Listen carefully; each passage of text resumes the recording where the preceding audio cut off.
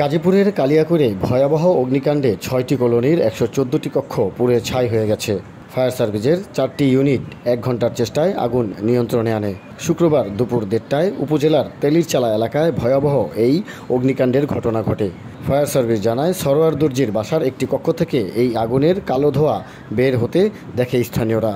প্রথমে কলোনির অন্যান্য ভাড়াটিয়া ও স্থানীয়রা আগুন নিভানোর চেষ্টা করে, কিন্তু মুহূর্তে আগুন ছড়িয়ে পড়ে আশেপাশে থাকা অন্য সব কলোনিতে।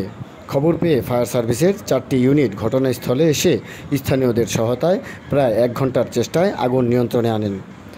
ততক্ষণে ওই এলাকার 6টি কলোনির প্রায় 114টি কক্ষ পুড়ে ছাই হয়ে যায়।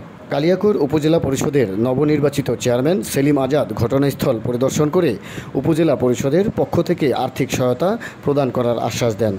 কালিয়াকৈর ফায়ার সার্ভিসের স্টেশন অফিসার ইফতেখার হোসেন রায়হান চৌধুরী জানান, কী পরিমাণ ক্ষয়ক্ষতি হয়েছে তা এখনও নিশ্চিত করে বলা যাচ্ছে না। প্রাথমিকভাবে ধারণা করা হচ্ছে বৈদ্যুতিক শর্ট সার্কিট থেকে আগুনের সূত্রপাত হতে পারে।